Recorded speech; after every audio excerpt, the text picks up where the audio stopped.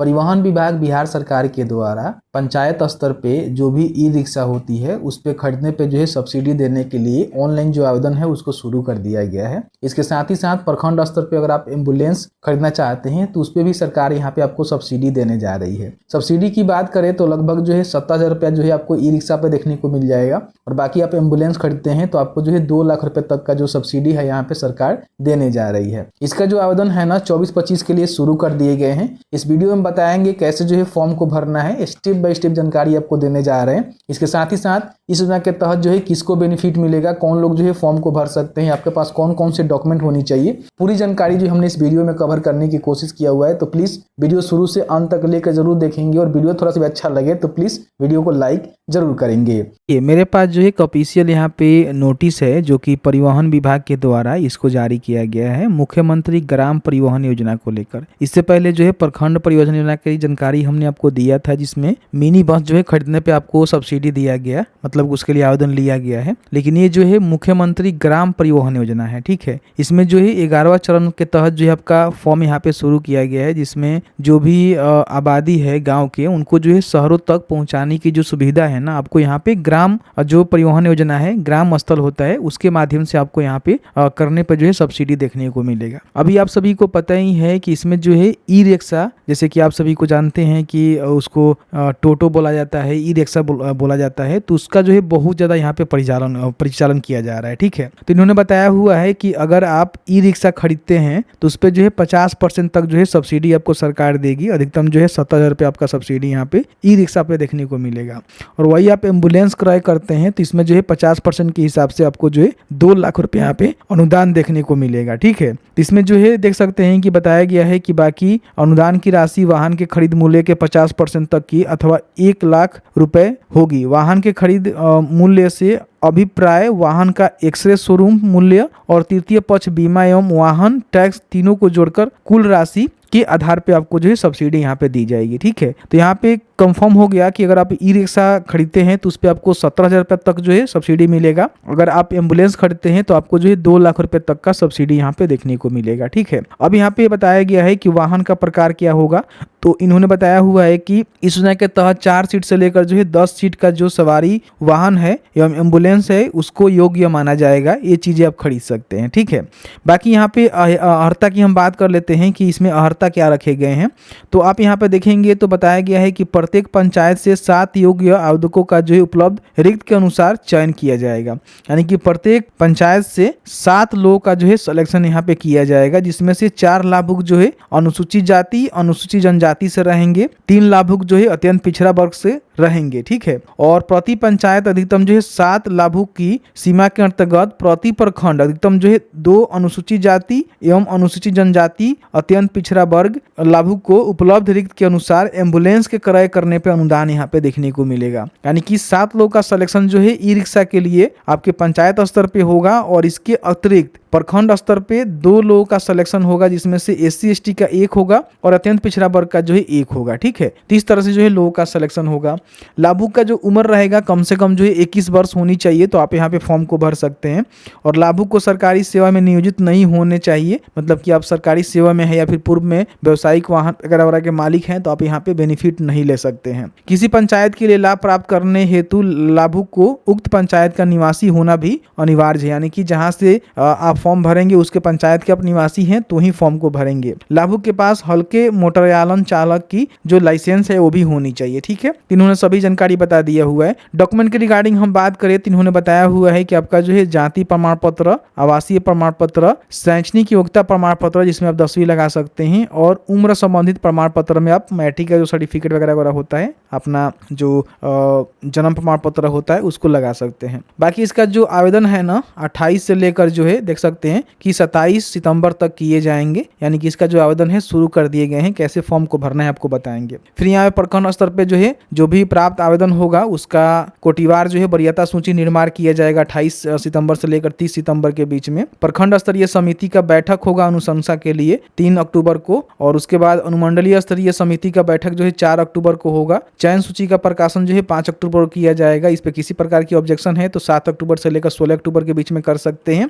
और उसका निराकरण जो है 17 अक्टूबर को किया जाएगा और अंतिम चयन सूची का जो प्रकाशन है ना वो 18 अक्टूबर को कर दिया जाएगा और उसके बाद प्रखंड विकास पदाधिकारी के द्वारा चयनित लाभुकों को चयन पत्र यानी कि जो तमिला होता है वो देने का जो डेट है 19 अक्टूबर से लेकर 26 अक्टूबर के बीच में और वाहन क्रय के बाद चयनित लाभुक द्वारा अनुदान प्राप्ति हेतु आवेदन समर्पित किया जाएगा। यानी कि आपका सिलेक्शन हो जाएगा तो आप वाहन खरीदेंगे और उसके बाद सब्सिडी के लिए 21 अक्टूबर को यहाँ पे आवेदन करेंगे। उससे लगातार आप जब भी आवेदन करेंगे आपको बेनिफिट मिलेगा।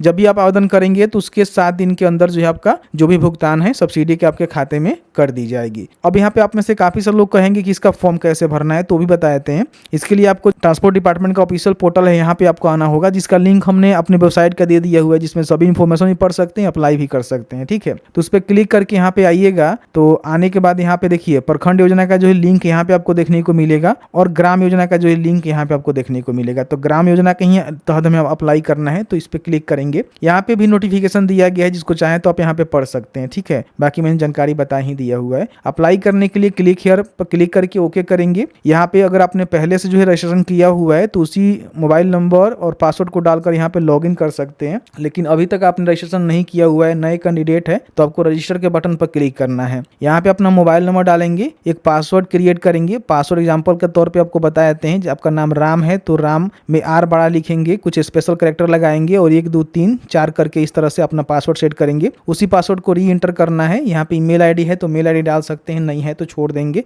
ड्राइविंग लाइसेंस यहाँ पे देना मैंडेटरी है क्योंकि लगेगा। ठीक है, रजिस्टर के बटन पे क्लिक करेंगे तो आपके सामने जो है इस तरह से ऑप्शन यहाँ पे देखने को मिलेगा कि आपका जो रजिस्ट्रेशन है यहाँ पे सक्सेसफुल हो गया। ठीक है, इसका मतलब ये है कि आपने जो रजिस्ट्रेशन यहाँ पे कर लिया हुआ है। अब यहाँ पे आपको लॉगिन करना है, तो यहाँ पे एक लॉगिन का बटन मिलेगा जिसपे आपको क्लिक करना होगा। अपना यूजर नेम में अपना मोबाइल नंबर को डालेंगे, जो भी आपने पासवर्ड क्रिएट किया था उस पासवर्ड को यहाँ पे डालेंगे, कैप्चा को फिल करेंगे, लॉगिन के बटन पर क्लिक करेंगे। तो जैसे ही लॉगिन करते हैं तो आपके सामने आपका जो एप्लीकेशन फॉर्म है यहाँ पे खुल जाता है। यहाँ पे आवेदक का जो फर्स्ट नेम है, मिडिल नेम है, लास्ट नेम है, वो यहाँ पे भरनी होती है। फिर यहाँ पे आपको बतानी होती है कि आप जो है अगर किसी महिला की जानकारी दे रहे हैं तो आप यहाँ पे वाइफ अप कर सकते हैं और किसी जेंट्स का दे रहे हैं तो सन अप कर सकते हैं। उनके फादर का जो फर्स्ट नेम है, मिडिल नेम है, लास्ट नेम है, यहाँ पे आपको लिख देना है। पूरा उनका जो एड्रेस है, विलेज, यहाँ पे डिस्ट्रिक्ट का सिलेक्शन करेंगे। फिर यहाँ पे ब्लॉक का जो है सिलेक्शन करना है। उसके बाद यहाँ पे पंचायत का सिलेक्शन करना है कि आप जो है किस पंचायत के अंतर्गत आते हैं, तो यहाँ पे पंचायत का सिलेक्शन कर लीजिएगा। ठीक है, अगर नहीं मिल रहा है तो आप एक बार खोजिएगा, मिलेगा जरूर। ठीक है, तो इस तरह से पंचायत का सिलेक्शन आपको करना है। ठीक है, उसके बाद जो भी अपना पिन कोड नंबर है उसको डालना है। यहाँ पे अपना जो भी जेंडर है बताना है, महिला पुरुष कोई भी यहाँ पे आवेदन को कर सकते हैं, कोई भी दिक्कत नहीं है। यहाँ पे अपना जो कैटेगरी है,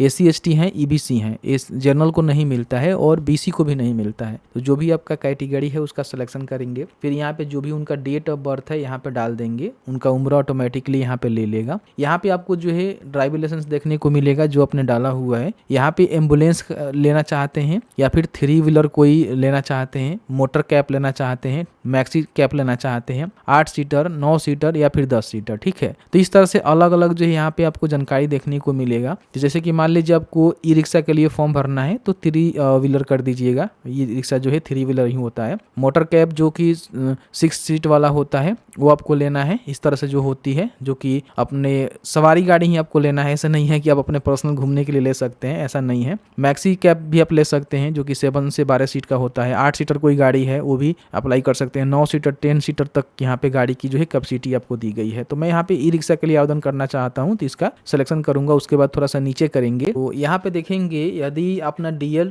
नंबर ठीक करना चाहते हैं तो आप यहाँ पे ठीक करके DL में किसी प्रकार की कोई गड़बड़ी है तो उसको सही कर सकते हैं, नहीं है तो इसको छोड़ देंगे, कोई भी दिक्कत नहीं है, नहीं ठीक करना है। यहाँ पे अपना आधार नंबर अगर आपको पता है तो डाल सकते हैं। फिर यहाँ पे अपना जो भी एजुकेशनल क्वालिफिकेशन डिटेल्स है, जैसे कि आपने मैट्रिक किया हुआ है तो मैट्रिक की जानकारी यहाँ पे कौन से बोर्ड से किया हुआ है, उसका परसेंटेज क्या है। अगर आपने इंटरमीडिएट किया हुआ है तो इंटरमीडिएट आपने कौन से बोर्ड से किया हुआ है, उसका परसेंटेज क्या है। अगर आप इंटरमीडिएट नहीं किए हैं तो छोड़ दीजिएगा। जो भी लोग ग्रेजुएशन, PG, नॉन मैट्रिक वगैरह वगैरह है वो भी यहाँ पे फॉर्म को भर सकते हैं। मान लीजिए आपने मैट्रिक नहीं किया, नॉन मैट्रिक पास है तो भी फॉर्म को भर सकते हैं। ठीक है, तो देख लीजिएगा जो भी आपका जानकारी होगा उसका सिलेक्शन करके आपको जानकारी देना है। यदि एक से अधिक लोग ज्वाइंट में जो है फॉर्म भरना चाहते हैं तो यहाँ पे क्लिक करेंगे। तो क्या आप जो भी आपके साथ ज्वाइंट में फॉर्म भरना चाहते हैं, मान लीजिए 2 लोग 3 लोग जो है मिलकर कोई गाड़ी खरीदना चाहते हैं, सब्सिडी प्राप्त करना चाहते हैं, तो सेम कैटेगरी से आनी चाहिए। तो एबीसी कैटेगरी से हम डाले हैं फॉर्म, तो यहाँ पे यस ही हमें करना होगा। तो क्या सभी जो अपने प्रखंड का सिलेक्शन किया हुआ है उसी प्रखंड के आते हैं, तो आपको यस करना होगा। फिर यहाँ पे सभी आवेदक का जो नाम है यहाँ पे आपको कोमा लगाकर लिखना होगा। आपके साथ जितने भी लोग मिलकर गाड़ी खरीद कर ये बिजनेस कुछ करना चाहते हैं, यानी कि ग्राम परिवहन योजना का बेनिफिट लेना चाहते हैं, तो यहाँ पे लिख सकते हैं। नहीं तो यहाँ पे सीधे आपको नहीं कर देना है, कोई भी दिक्कत नहीं है। उसके बाद यहाँ पे आपको क्या करना है कि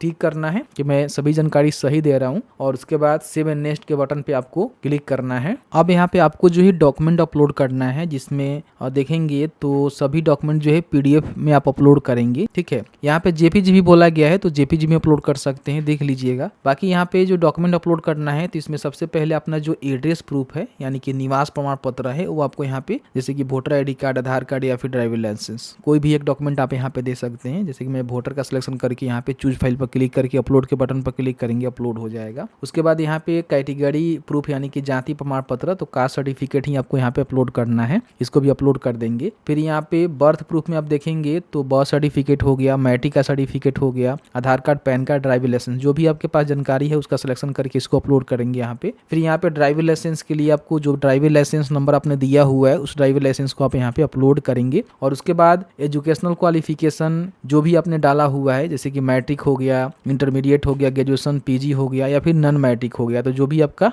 जानकारी है उसके हिसाब से यहाँ पे चूज करके इसको भी अपलोड करना है। ठीक है, ध्यान रखिएगा डॉक्यूमेंट अपलोड करते समय किसी प्रकार की प्रॉब्लम आ रहा है तो यहाँ पे 400 के भी बोला गया है ना, तो इससे आपको कम यानी कि 200 150 में ही रखिएगा तो आपका अपलोड होगा, नहीं तो नहीं होता है। क्योंकि 400 तो लिखा हुआ है लेकिन 400 का अपलोड करेंगे तो नहीं होता है, तो 200 से कम ही रखिएगा तो आपका जो सभी डॉक्यूमेंट है यहाँ पे अपलोड हो जाएगा। ठीक है, अपलोड करने के बाद आपको जो है फॉर्म को सबमिट कर देना है। जैसे ही फॉर्म को सबमिट करेंगे तो उसके बाद क्या होगा कि आपका जो है एक देख सकते हैं कि प्रखंड स्तरीय जो है समिति का बैठक होगा और उसमें अनुशंसा प्रेशर होगा, यानी कि जो भी वरीयता सूची है उसको निर्माण किया जाएगा, उसका अनुशंसा की जाएगी। फिर यहाँ पे अनुमंडल स्तर पे समिति का बैठक होगा, चयन सूची का प्रकाशन किया जाएगा। ठीक है, पहले आओ पहले पाओ के आधार पे, क्वालिफिकेशन के आधार पे, और उसके बाद आपको जो है किसी प्रकार की ऑब्जेक्शन करना है तो ऑब्जेक्शन करेंगे। उसके बाद अंतिम रूप से प्रकाशन आपका 18 अक्टूबर को कर दिया जाएगा। ठीक है, उसके बाद जो है आपको बोला जाएगा कि आप गाड़ी वगैरह खरीदिए जो भी आपने अप्लाई किया हुआ है, तो आपको जो है शोरूम से जाकर खुद के पैसे लगाकर जो है गाड़ी खरीदना होगा। और खरीदने के बाद फिर आपको 21 अक्टूबर को जो है आवेदन करना होगा सब्सिडी प्राप्त करने के लिए। उसके 7 दिन के अंदर आपका जो सब्सिडी है आपके खाते में ट्रांसफर कर दी जाएगी। तो जैसे कि आपने देखा कि मैंने जो है पूरी जानकारी आपके साथ साझा कर दिया कि किस तरह से फॉर्म को भरना है, किस तरह से आपका सिलेक्शन होने वाला है।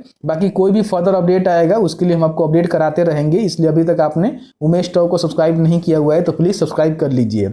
और टेलीग्राम व्हाट्सएप चैनल से ज्वाइन नहीं किया हुआ है तो लिंक डिस्क्रिप्शन बॉक्स में है, क्लिक करके ज्वाइन कर लीजिए, क्योंकि इसके रिगार्डिंग कोई भी नोटिस आएगा, सूचना आएगा, उसको हम वहां पे उपलब्ध करवाते रहते हैं। अभी इसका जो नोटिस आया हुआ है उसको भी हमने उपलब्ध करवाया हुआ है, जाकर वहां पे डाउनलोड कर सकते हैं, सभी जानकारी को चेकआउट कर सकते हैं।